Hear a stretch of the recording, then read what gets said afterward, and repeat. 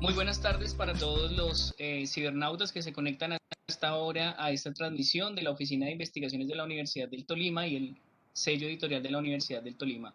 Hoy estamos en la segunda jornada de la segunda versión de la Feria Virtual del Libro de la Universidad y abordaremos en la tarde de hoy la temática de la educación. Para ello se encuentra con nosotros el profesor José Julián Yáñez Rodríguez. Él abordará su obra titulada lo público en los procesos de formación ciudadana, una lectura comprensiva en las instituciones educativas de Ibagué y el Tolima. El profesor José Julián es licenciado en Filosofía y Educación Religiosa, es magíster en Educación y es doctor en Ciencias de la Educación de nuestra universidad en convenio con RUDE Colombia. Profe Julián, muy buenas tardes y bienvenido a esta transmisión de la Universidad del Tolima. Juan, muy buenas tardes para todos y todas las personas que se encuentran en este momento conectadas con nosotros. Bueno, muy bien. Adelante, profe. Bien, voy a permitirme compartir la presentación para comentar la temática pues, propia del libro. En primer lugar, lo público en los procesos de formación ciudadana, una lectura comprensiva de las instituciones educativas de la ciudad de Ibagué es parte del resultado del proceso de formación doctoral como parte un proceso de la tesis en concreto. Eh, bueno, hay una tesis central que desarrolla el libro, que se desarrolla a lo largo del libro, y es esa idea de que todo proceso de formación ciudadana o a todo proceso de formación ciudadana le corresponde una concepción acerca de lo público. Y lo que varía justamente es cuál es esa comprensión de lo público, ¿bien? Y esa comprensión de lo público es lo que hace que el texto, o mejor, la formación del ciudadano sea diferente en cada institución y en parte fue de lo que se trató el proceso de investigación de la tesis doctoral.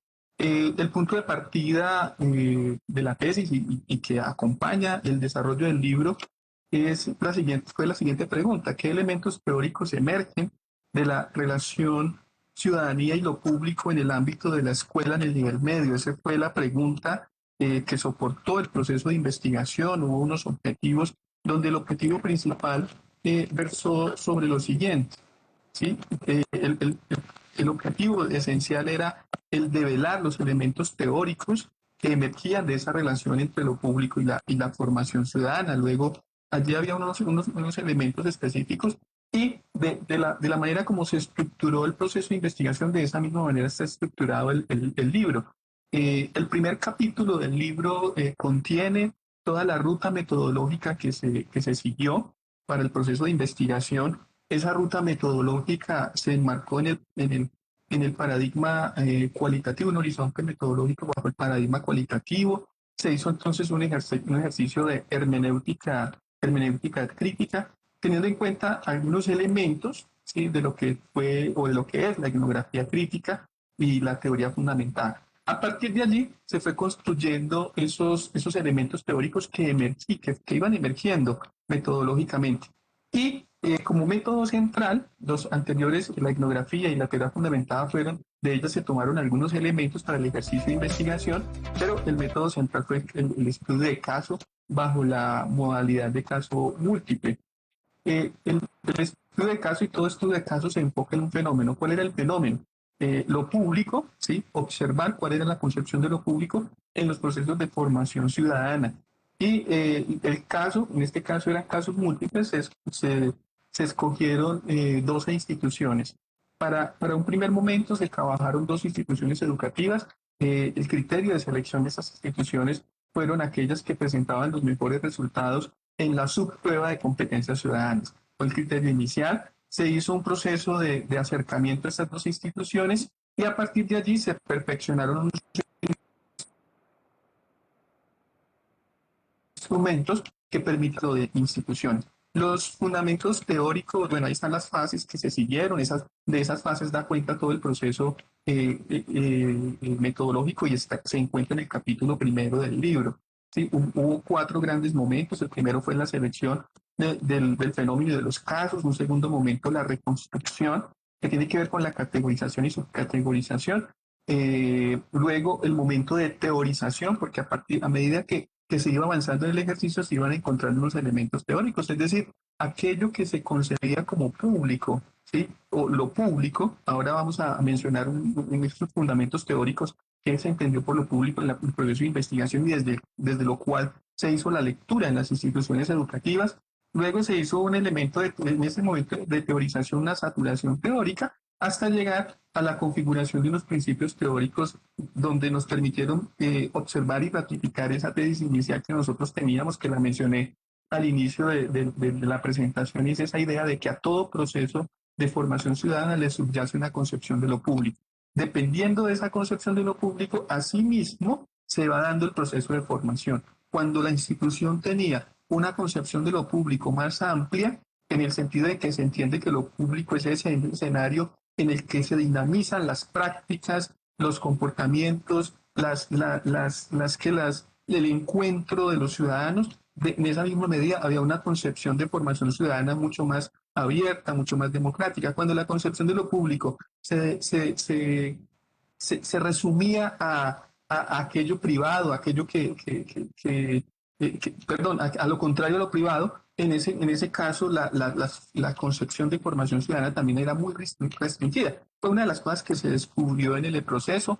Allí está la manera como se fue haciendo todo el ejercicio de manera muy general, que se revisó. Hubo unos momentos de revisión documental, hubo unos momentos de observación, hubo una cantidad de entrevistas realizadas, unos grupos focales adicionales, pero fue un ejercicio, diríamoslo, increciendo, es decir, partimos de la revisión de documentos, a partir de la revisión de documentos se encontraron unos elementos y a partir de allí, primero los documentos gubernamentales, ¿sí?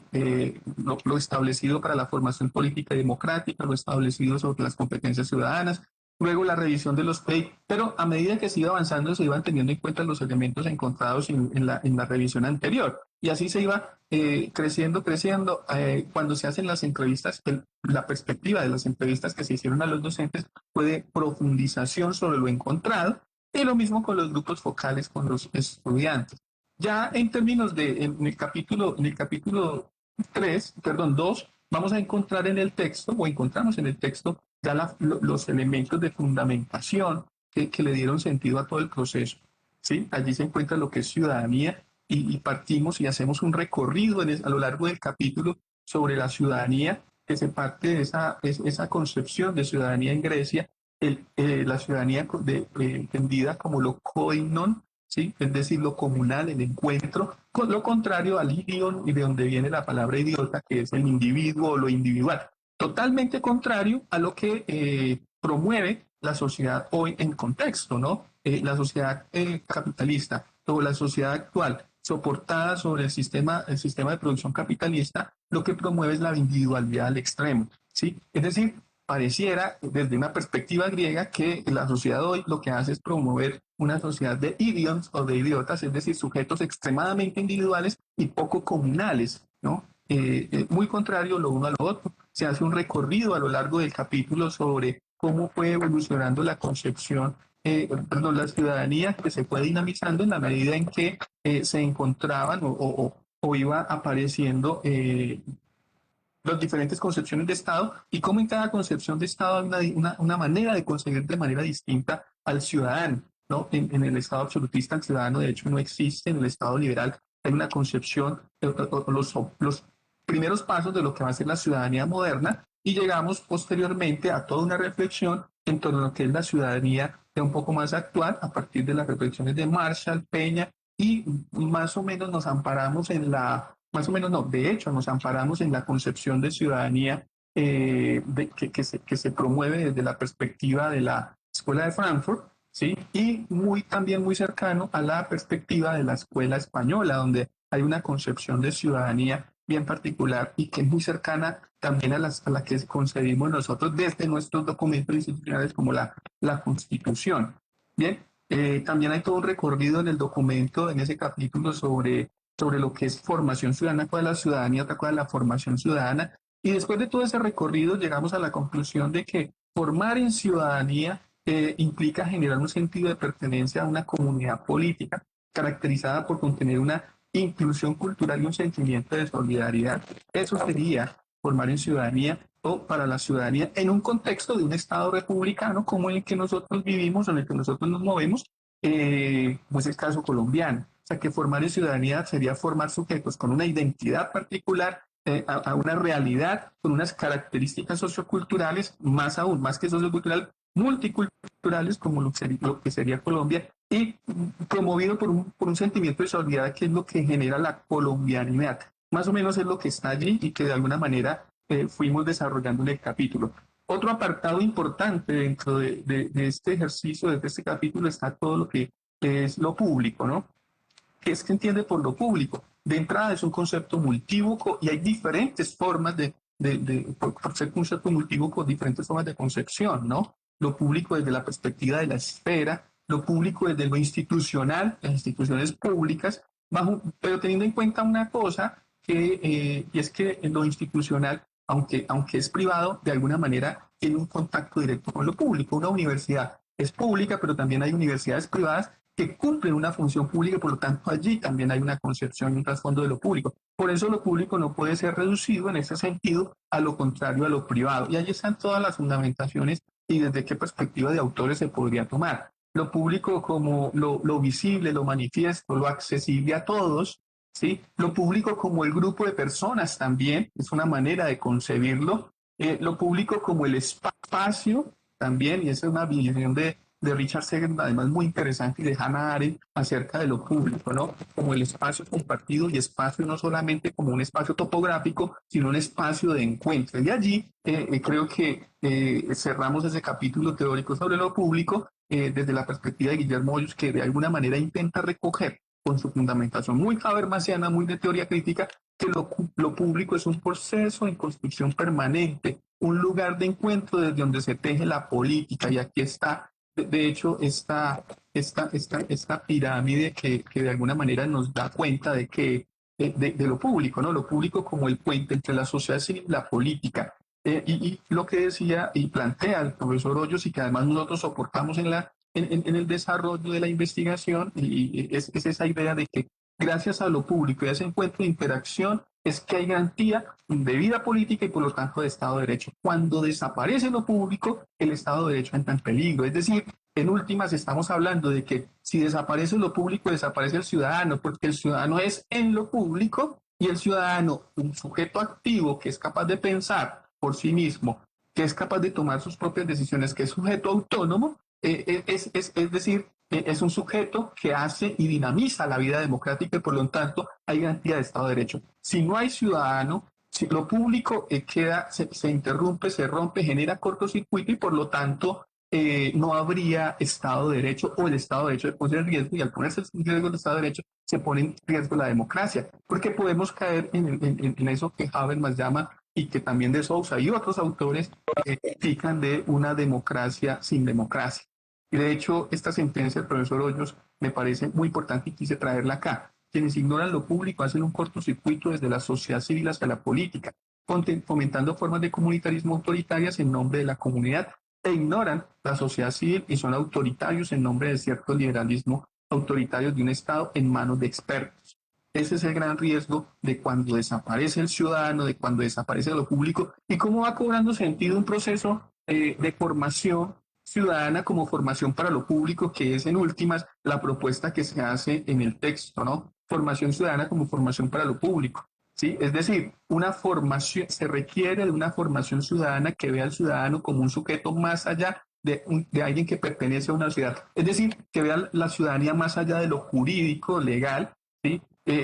Una formación ciudadana que genere condiciones de una democracia liberativa, que incluya lo público como ese espacio de encuentro, de discusión y que además prepare para ello a través de un proceso de formación del sujeto para la argumentación, para la contraargumentación, para los consensos y disensos y demás. Lo público entonces entendido desde la sociedad civil que desarrolla una dimensión ética y política que fomenta y además potencie los sentimientos morales que son absolutamente necesarios para la fundamentación y la cimentación de cualquier democracia. Si no hay sentimientos morales, Por ejemplo, no va a haber solidaridad, ¿sí? Porque los sentimientos morales son aquellos que hacen que el sujeto sea consciente de sus acciones y de las acciones de los otros. Y un sujeto que no toma conciencia de ello simplemente es incapaz de entrar en conexión con los otros y de generar dinámicas de solidaridad. Y una característica,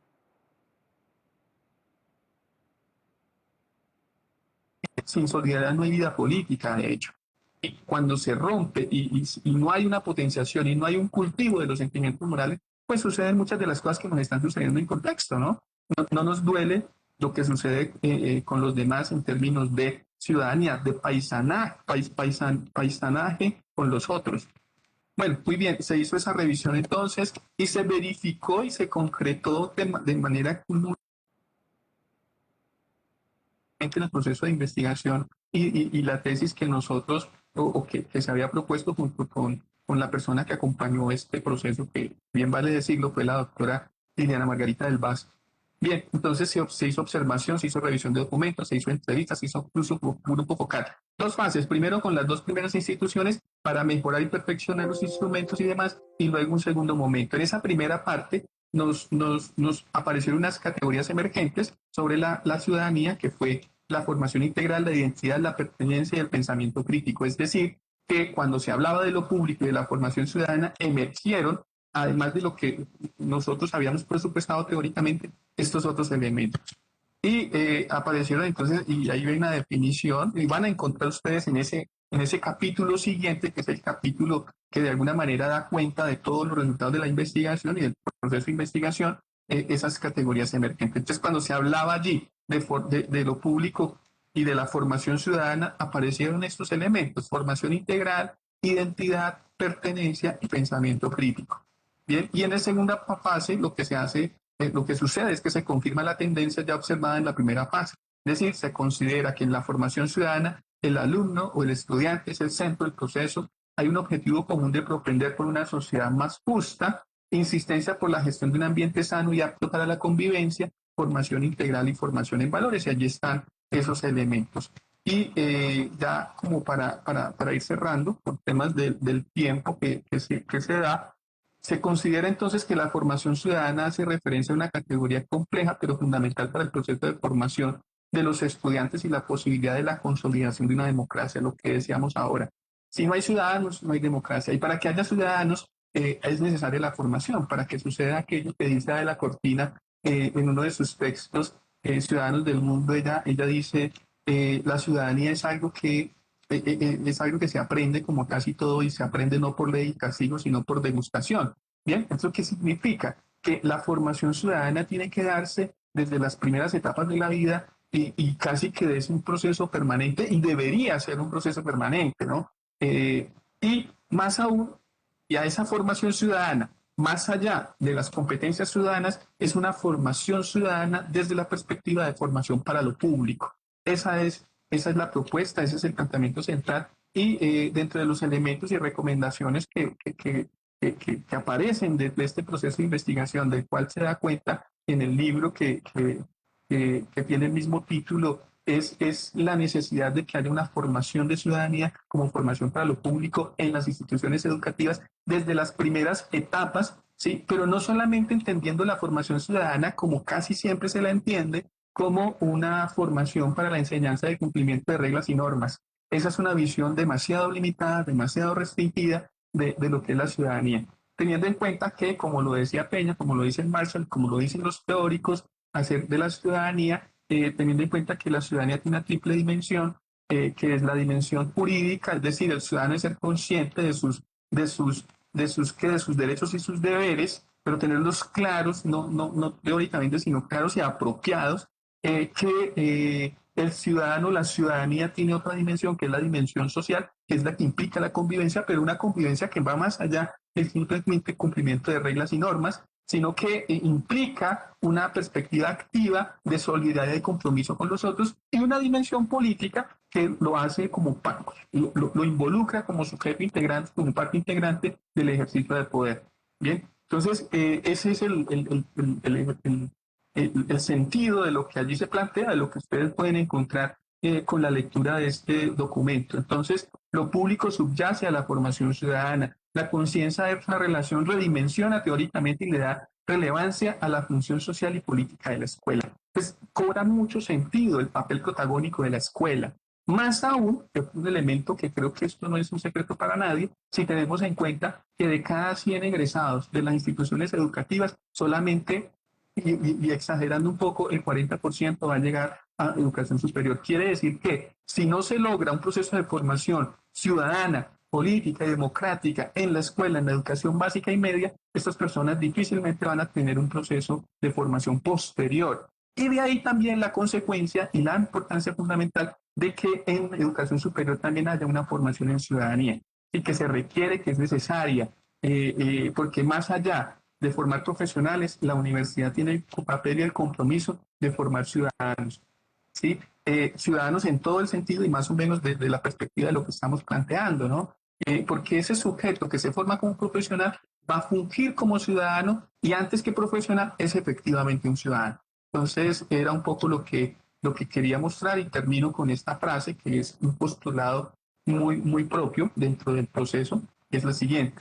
La formación ciudadana como formación para el público significa enseñar y aprender desde el contexto, lo que nos toca, lo que nos está a la mano, lo inmediato, lo que les permita a los estudiantes pensar sobre su existencia, generar conexiones con las de los otros y los que los rodean y ser conscientes de la realidad histórica en la que viven.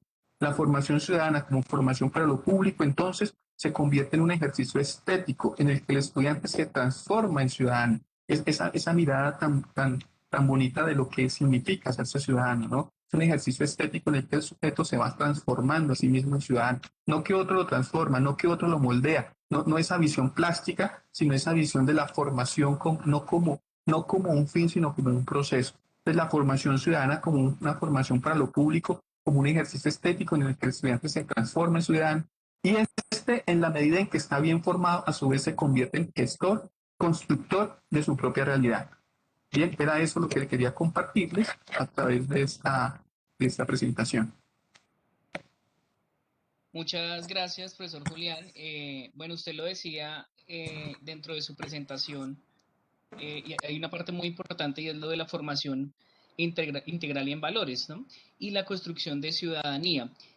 ¿Cómo hacer, digamos, o qué estrategias de pronto usar como educadores o como formadores, pues sobre todo en las instituciones públicas de la ciudad, especialmente en la secundaria, justamente para generar interés del estudiantado en la construcción de ciudadanía o, digamos, en el mero concepto de ciudadanía, porque muchas veces la gente desconoce cuál es el concepto de ciudadanía. Entonces, ¿qué estrategias de pronto sugiere usted como autor o su obra, digamos, que se puedan usar para que los estudiantes, por ejemplo, de secundaria puedan apropiar ese concepto y desde luego desarrollarlo en una parte muy importante que es la formación integral en valores del ser humano? Sí, bueno, la pregunta es muy interesante y además bastante, diría yo, a su vez, compleja. Sí, creo que el sentido de la escuela usted toca una palabra que me parece esencial, que es la formación, ¿no? Y cuando hablamos de formación estamos hablando de un sentido humano.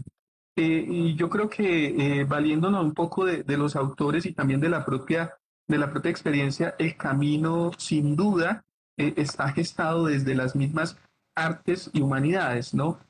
Por ejemplo, el papel protagónico que tienen las artes porque a través de las artes se logra algo que es la sensibilidad, ¿no? En la medida en que un chico viene formado desde la perspectiva de las humanidades, utilizando las artes, se sensibiliza a este sujeto.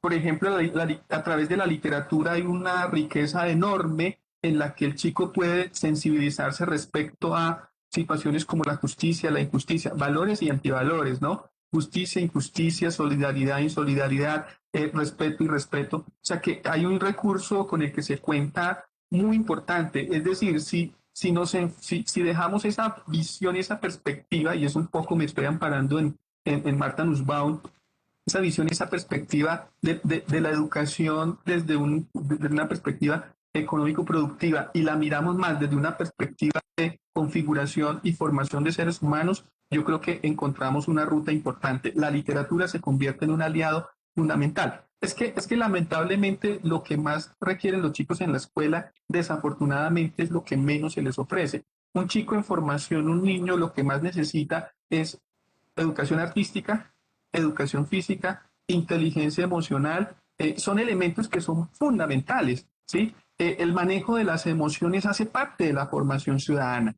Y lamentablemente yo creo que eso, y eso, muchas de las consecuencias de las cosas y de los males que vivimos en sociedad es el no manejo de las emociones. Las emociones nos desbordan y como nos desbordan, entonces actuamos de manera violenta o incluso actuamos en contra de nosotros mismos. Yo creo que muchas de las cosas y los grandes males que vive la sociedad y nuestra sociedad, ¿sí? Es el no manejo adecuado de las emociones consigo mismo y con los otros. Y yo creo que por ahí hay una ruta, ¿no? La formación en inteligencia emocional, el ejercicio de formación en valores desde la literatura, que es un recurso potencial enorme que se tiene en la escuela, la educación artística en general, ¿sí? Háblese de literatura, danza, música, etcétera, etcétera, son elementos que sin duda pueden aportar muchísimo. Pero a veces en la escuela estamos más preocupados nosotros de que los chicos aprendan a sumar, a leer, pero no desde esta dimensión, diríamos, que puede aportar y enriquecer muchísimo y puede potencializar otras cosas